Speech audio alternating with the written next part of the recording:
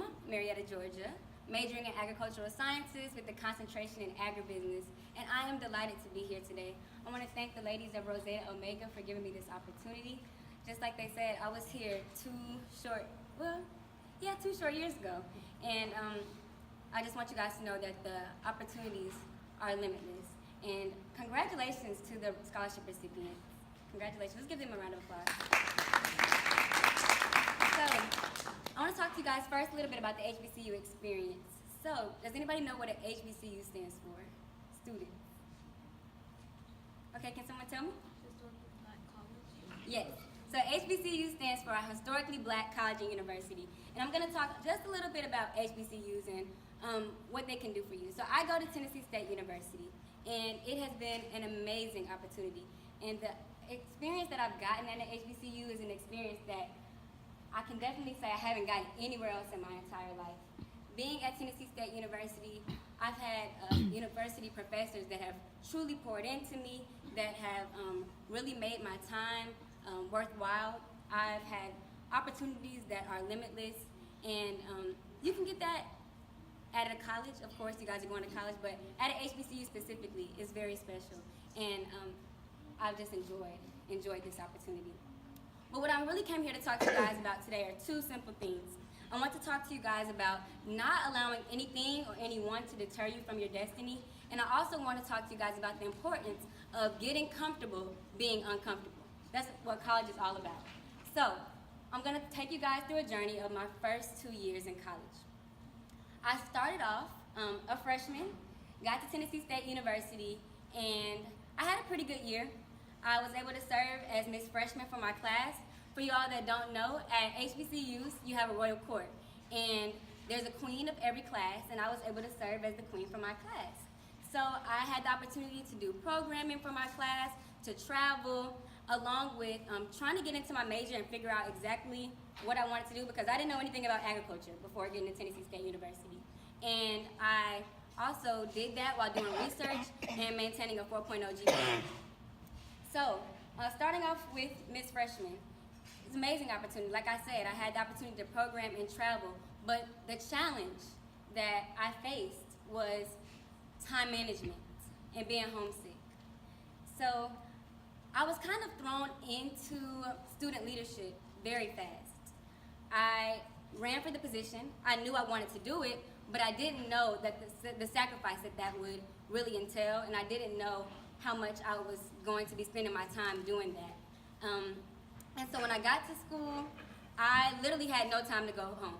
I thought I was going to have the opportunity to be able to go home and visit with my family. I'm really close with my brother and my sister. They're here today. Thought I was going to be able to see them, and it was hard for me because they're like my kids almost, even though we're really close in age. So it was hard for me to leave them and not be able to come back and see them. And so that was hard for me. That was definitely difficult. But what I will say now, looking back on it, spending that time at my university, spending that time really becoming comfortable with the school I was at, with the people that were there, and really forming my school family, I'm so glad I stayed and I didn't have that time to go back home, because it really allowed me the time to really embrace and completely submerge myself in my university's culture. So homesick was one challenge. Another challenge was time management. So being a student leader, you don't have a lot of time to go home or to do a whole lot of extra things besides, be a student, have fun, get your work done, and be a student leader. So I was busy programming. I was busy traveling. A lot of my days were spent, at the beginning, you guys know the football season is really big at colleges, and especially with homecoming coming up at an HBCU, it was huge. So I had to really figure out how to balance my time, and I really struggled starting off. Every Thursday, I would have to get up early and leave to go out of town with the Student Government Association, keeping in mind that I did have a class on Friday that I had to attend that I would miss, and then not returning till Sunday, sometimes in the evening, having to figure out when I was going to do my homework. When you're on a trip with the school, it's fun, like you're trying to turn up. So that's what I was busy doing. So I really had to learn and time manage. Okay, how am I going to get my schoolwork done? How am I going to have fun? How am I going to lead the class of 2021 and still be successful at school. And I soon learned that, keeping a planner was something that I really had to do, a physical planner as well as one in my phone. But I also learned that for me, I had to do my schoolwork in the middle of the day. I couldn't wait till nighttime to do it because I wanted to go hang out. So if I wanted to hang out at night, I had to do my homework during the day. So you'll kind of pick up on those things, but I really want you guys to keep that in mind as you're going to college. How am I going to balance student leadership? How am I going to balance being an athlete, if some of you are athletes? How am I going to balance doing everything that I want to do while being a student? And once you figure that out, things will get a lot easier. So, lastly, freshman year, I had a new major. So I told you guys I'm an agricultural science major with a concentration in agribusiness. I just recently picked up another major in political science, but that had nothing to do with my freshman year. So I knew nothing about agriculture before I came to Tennessee State University. I always knew that I wanted to do business. I'm an entrepreneur. That's what fuels me. And my mom told me, she was like, Braxton, you're saying you want to do business, but like you're not telling me exactly what is that. Like you're not giving me more. So I had to do my research and figure out exactly what it was that I wanted to do. So if there are any of you in here that are struggling with finding out exactly what you want to do, don't be afraid. You have time. Just take your time, think about it, and even if you have to use your first semester to try to take classes on things that you're interested in, do that so that you can see, hey, I do like this, I want to do it, or no, I don't like this, I don't want to do it. And so I took a leap on faith, and this one I'm talking about learning to get comfortable being uncomfortable. I thought agriculture was all about being a farmer, and I don't want to be a farmer. But what I didn't know is that I've always had a passion for feeding people who can't feed themselves. And so how can I combine that love with my love for business? That brought me to agribusiness. And so I ended up trying that major, taking a leap on faith. I was very uncomfortable. They told me, Braxton, you need to do research. Research? So I had to really go ahead and just try it, put myself out there.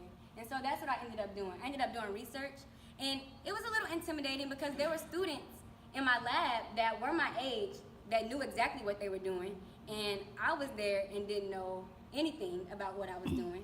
But I took that leap on faith. Like I said, I learned to get comfortable being uncomfortable, and I tried not to allow anything in my mind to deter me from what my destiny was.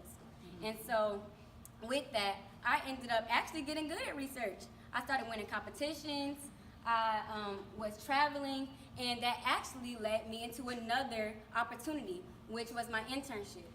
So I landed a 3-year paid internship my freshman year with the Fortune 500 company, Monsanto, now known as Bayer. And if I hadn't took that leap on faith early my freshman year, and learned to be comfortable being uncomfortable, I'm gonna keep saying that, I wouldn't have been prepared for my internship. My internship, I had to go all the way to Grinnell, Iowa. I'm sure none of you know where that's at. I was in Grinnell, Iowa. I was the only black person in the town. I was doing seed corn production. So I spent my entire summer in a cornfield and in a lab learning how to do different things with corn. I won't really get too much into that. But it was something that, once again, I wasn't really comfortable with, but something I learned to get comfortable with, and it took me to the next level. So that's how my freshman year went. So moving on into my sophomore year, it was a whole new level of experiences, excitement, but also with that comes new challenges. So my sophomore year, I obtained several formal leadership positions. So I became the second student trustee in our university's history to serve on the university's board of trustees. So when you think of a university, you have the board and they govern the school. I sit on that board at my school, and I give a student perspective. I also chartered an organization on my campus, the first collegiate chapter under the National Women in Agriculture Association. I became the vice president in my sorority, Alpha Kappa Alpha Sorority Incorporated, the Alpha Psi chapter. And I also became an international committee member within my sorority. And then recently, I became a charter member for another organization on our campus called Order of Omega. And so, of course, as you can imagine, the things that I learned on freshman year about time management, I was able to build upon that, because freshman year I was not ready. Like I told you guys, I was struggling.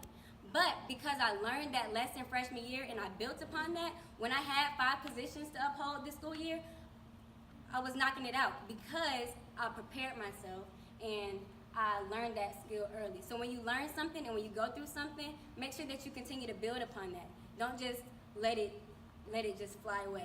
Make sure that's something that you're continuously trying to build upon. And so, of course, with formal leadership positions come more challenges. And the higher that you seem to go, things seem to get a little harder. And so one thing that I learned this year was I had to learn my scene and I had to learn my crowd.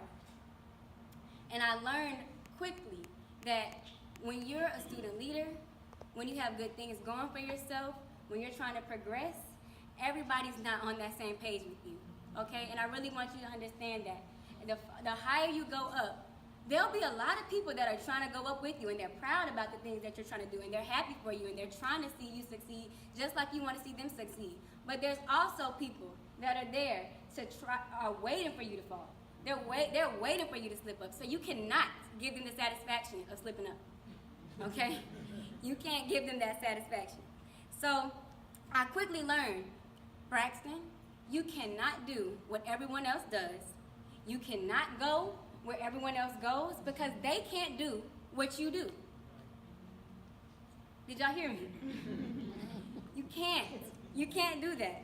I learned also that in these positions, it's not something that happens and something that you're doing I'm not just student trustee when I have a board meeting. I'm not just the president of Alpha Kappa Alpha when we have an event. You know, you're on 24/7. You're on 24/7. And so have that pride in yourself, have that pride in your family, and realize that you represent so much more than yourself. I can't always, and the small sacrifices that everybody may not realize, but it's gonna get you to the next level. And you know, there's been times where I can't necessarily wear long nails and bright colors or have my hair all down my back or maybe wear the dress that I want to do, but I had to realize that it's not about me. I don't just represent Braxton now. I represent Tennessee State University. Hundreds of years of history. Alpha Kappa Alpha. Another 100 years of history. I don't just represent myself.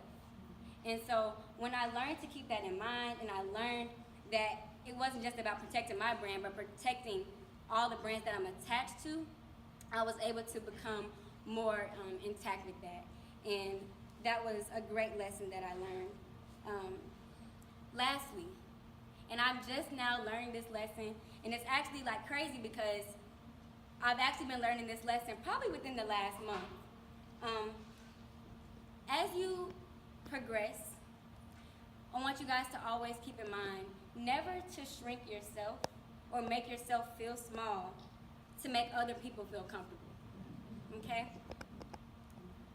That's a lesson that I'm learning, so it's kind of crazy I'm here talking to you guys about it because it's something that I definitely struggled with. But you cannot, it does you no justice to shrink yourself. When you're great, when God makes you great, when you have favor over your life, when there's an anointing over your life, you are made to make that show. You were made to shine. And when you don't allow yourself to shine, that does everybody a disservice. It does everybody a disservice. It does nobody any justice when if there's somebody in your life that has to dim your light to make theirs shine brighter, they're not your friend. And if you feel like you have to dim your light so that somebody else can shine brighter, then that's also not your friend. That's not good either. And I honestly, truly believe that when you are truly walking in everything that you're supposed to be and being exactly what you were put on earth to do, you give permission for other people to shine too. You empower other people around you to shine. And when you don't do that, you're not doing anybody a service, especially not yourself. And so, takeaways, haters, they do exist, okay? I'm not just saying that. Haters definitely do exist. When you are doing the right things, you make things look so easy for people. You make it look so attainable for everything. And understand that everyone will not understand your glory or your story. They'll just see the glory. They don't see the sweat. They don't see the tears. They don't see the long nights. They don't see the pain. They don't see all of the things that you're doing behind the scenes and how hard it was for you to get exactly where you are. I know it was hard for a lot of you guys to be sitting right here getting ready to go to college. People don't see that. They just see the good stuff. And that's fine. You know, but once you come to terms with that and realize that that's just how it's going to be, you'll be fine. You'll be fine. And lastly, walk in your light. Okay? Don't allow anyone to make you feel smaller than, and definitely don't shrink yourself to make other people feel comfortable. Be exactly who you are. And be proud of that. Okay? So, I want to thank you guys for allowing me to speak to you today. If you have any questions, I will be sitting right over here. And thank you. Thank you so much.